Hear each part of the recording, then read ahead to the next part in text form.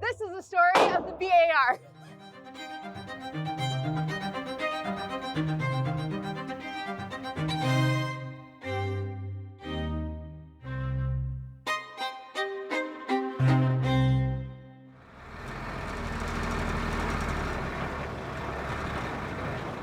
Welcome to Forever the Best There Is.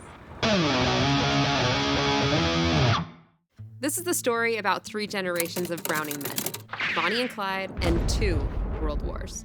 Our story begins with the greatest firearms inventor in American history, John Moses Browning.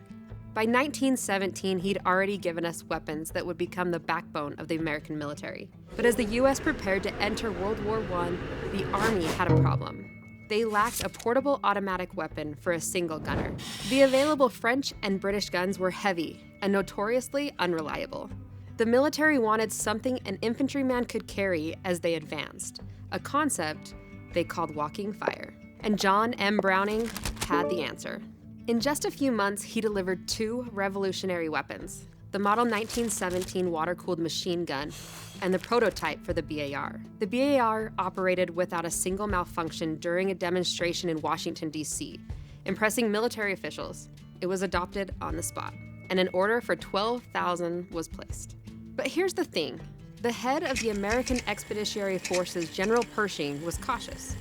He was so impressed with the BAR's potential that he wanted to keep it a secret. He feared the Germans would capture and copy it, so he held the weapon back from wide-scale deployment. But it was quickly determined that the BAR's usefulness outweighed the risk of capture. And then, John M. Browning's own son was the first to bring his father's invention into combat. Val A. Browning, a second lieutenant and a weapons expert in the 79th Division, was responsible for training the troops to use this new rifle.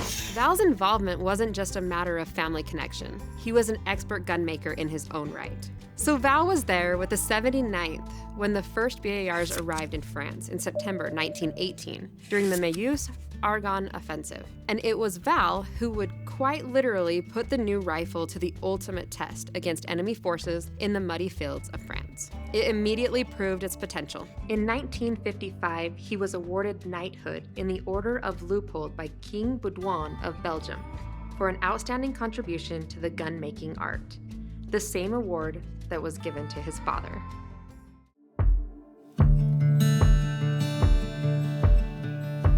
Prohibition hits, the economy tanks, and suddenly, you've got a whole new kind of criminal on the streets of America. Gangsters and bank robbers. The poster children for this era of criminal celebrity were Bonnie Parker and Clyde Barrow. They were notorious not because they were great criminals, but because they were violent and sensationalized media darlings. So much so that they started to play into the image by staging photos like these. They preferred hitting up small gas stations and grocery stores, often for as little as $5 or $10. But that was about to change. Clyde was no mastermind. He was in and out of prison. His approach to robbery was often opportunistic and relied on a lack of security. In the 1930s, National Guard armories in rural towns were often just community halls with a padlock on the door. On the night of April 19, 1933, the Illinois National Guard Armory in the tiny community of Platteville was broken into. The thieves made off with a significant cache of weapons, including 11 Colt Model 1911 pistols and 4 Browning automatic rifles. The Barrow gang likely only needed a pair of bolt cutters. Their criminal spree lasted 2 years as they tore across the South in their 1934 Ford V8 Model B, a car Clyde appreciated so much. He wrote Henry Ford about it. And even if my business hasn't been strictly legal, it don't hurt anything to tell you what a fine car you've got in the V8. Yours truly, Clyde Champion Barrow. This led to law enforcement needing to step up their game. One legendary figure took up the challenge, lawman Frank Hamer. He was coaxed out of retirement for one mission, to stop Bonnie and Clyde. On May 23, 1934, Hamer and his 6 lawmen hid in the bushes along a country road, waiting in ambush. They weren't just armed with pistols, they had the same kind of heavy firepower Bonnie and Clyde favored, including the BAR. Bonnie and Clyde met their end on a lonely Louisiana road thanks to Hamer and his team.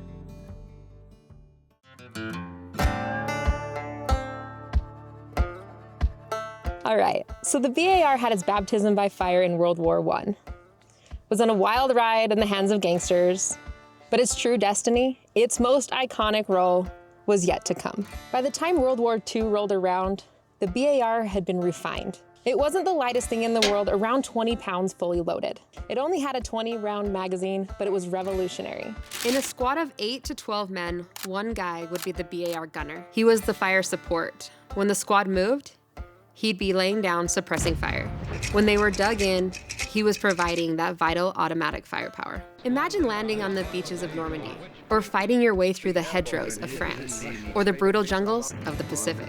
That BAR gunner was often the difference between getting pinned down and advancing. It was so effective that the distinctive thump, thump, thump sound of the BAR was recognizable to both American and enemy forces, inspiring hope and fear. The rifle was a lifesaver. It could get a Marine out of a desperate situation, and that's exactly what it did for countless soldiers in many wars. Like General George S. Patton once said, "Wars may be fought with weapons, but they are won by men." In the heat of battle, when you need to put down accurate, sustained fire, the BAR delivered. A legendary firearm in the hands of heroes that helped shape the course of history and defend freedom.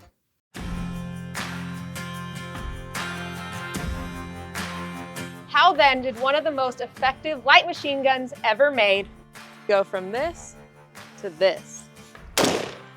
The story of how that happened isn't just about a company. It's about a family. Finally, we need to talk about John's grandson, Val's son, Bruce Browning. In the 1960s, Bruce wanted to build a lightweight semi-automatic rifle for hunters that was unlike any other that had come before. It needed to be tough, dependable, and accurate. He and a team of engineers at Fabrique Nationale in Belgium decided to take on the challenge, create a new semi-automatic hunting rifle. Now, this new rifle was a different BAR. It was a complete, from the ground up, redesign, but they kept one key piece of technology from the original, the gas piston system. For nearly 60 years, they just kept making it better. The BAR Type 1 was built from 1968 to 1978. The BAR Type 2 is very similar, and it was built from 1979 to 1992. The BAR Mark II, released in 1993. The BAR Mark III, released in 2016. The BAR Mark IV in 2025, the best sporting BAR yet. Finally got a chance to put the BAR to work on my first bear hunt in Idaho. The history behind the rifle makes this hunt something special. So when you see a BAR in the gun store or in the hands of a hunter, it's not just a rifle, it's a piece of history. A story that links the muddy fields of World War I to the deer stands of today.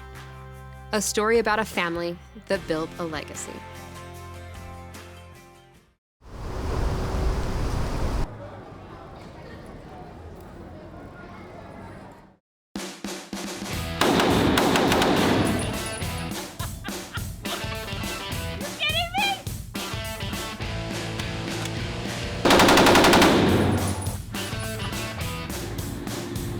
Looks like it shoots a little to the left. We're gonna kick it up a notch.